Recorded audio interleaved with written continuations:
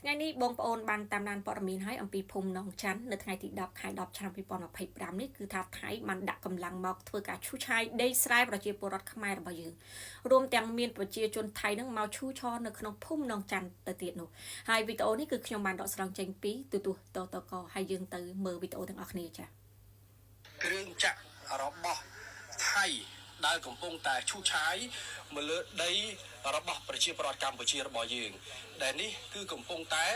អនុវត្តច្បាប់របស់ប្រទេសថៃមកលើទឹកដីនិងប្រជាពលរដ្ឋកម្ពុជាអញ្ចឹងបងប្អូនអាចឃើញហើយថាតើថៃបាននឹងកំពុងធ្វើបែបណាដែលជានេះគឺជាគេថាការរៀបគម្រោងទុករបស់ភាគីថៃមកលើការអនុវត្តបាទគេថាច្បាប់របស់ខ្លួនមកលើទឹកដីនៃកម្ពុជារបស់យើងអញ្ចឹងសង្ឃឹមនេះគឺជាវីដេអូទី1ហើយខ្ញុំក៏មានវីដេអូទី2បង្ហាញទៅប្រជាពលរដ្ឋផងដែរគេហៅថាក្រុម IOT ចាបានចុះមកដល់ទីតាំងដែលថៃកំពុងតែដាក់កងកម្លាំងក្នុងការឈូសឆាយដីស្រែប្រជាពលរដ្ឋចាបាទអរគុណបាទទស្សនិកជនបាទអញ្ចឹងអ្វីដែលយើងចង់ឲ្យឃើញនេះគឺឃើញហើយបាទ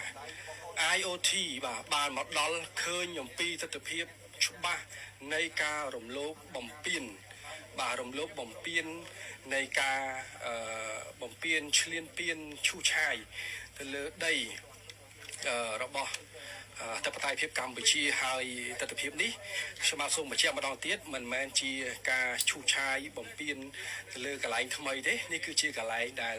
ភាគីសៀមបានហ៊ុំព័ទ្ធកាលពីកន្លងទៅអញ្ចឹងយើងសប្បាយចិត្តមែនទែនដែលបាទក្រុមអ្នកអង្កេតការអន្តរកាលហៅកាត់ថា IOT បានឃើញច្បាស់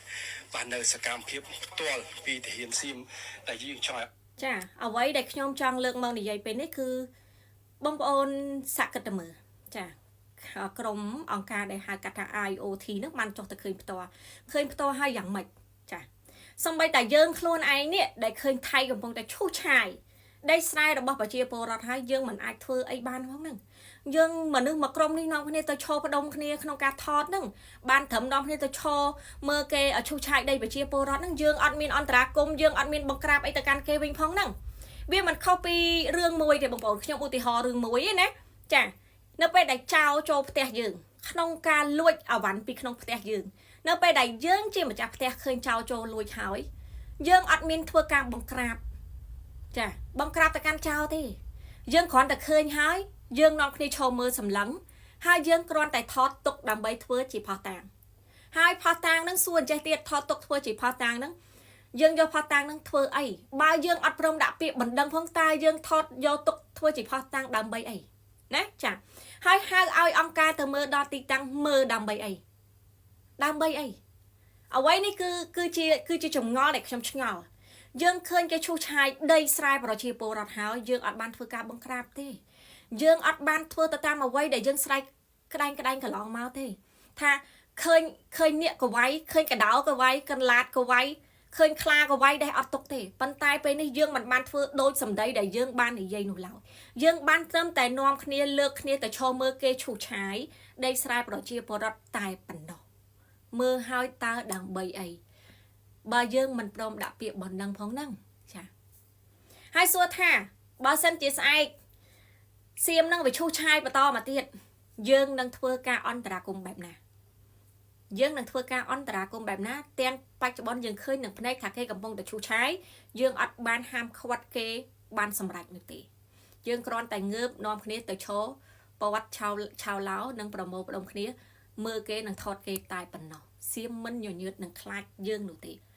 ហើយសំណួរសួរមួយទៀតហេតុអីមកដល់បច្ចុប្បន្ននេះសៀមរំលោភបំពានខ្មែរច្រើនណាស់ហេតុអីមិនខ្លាចច្បាប់អន្តរជាតិចាឲ្យសៀមខ្លាចយ៉ាងម្ដេចនឹងកើតបើកម្ពុជាណាជាជនរងគ្រោះហើយកម្ពុជាមិនប្តឹងផងតើចៅឯណាខ្លាចលុះត្រាតែយើងនឹងប្តឹងមិនអញ្ចឹងយើងចាប់វាចុះបើយើងជាម្ចាស់ផ្ទះយើងអត់មានប្តឹងយើងអត់ចាប់វាផងចៅឯណាខ្លាចមិនលួចហើយលួចទៀតចាអញ្ចឹងថ្ងៃនេះថ្ងៃទី10ខែ10ឆ្នាំ2025វាឈូសឆាយប៉ុណ្ណឹងចុះថ្ងៃស្អែកចុះខាងស្អែកមួយទៀតចាឥឡូវយើងពិចារណាទាំងអស់គ្នាតើយើងប្រមូលផ្ដុំគ្នាទៅឈរមើលពួកវាដោយគ្រាន់តែថតបង្ហាញហ្នឹង អាចដោះស្រាយបញ្ហាបានដែរឬទេ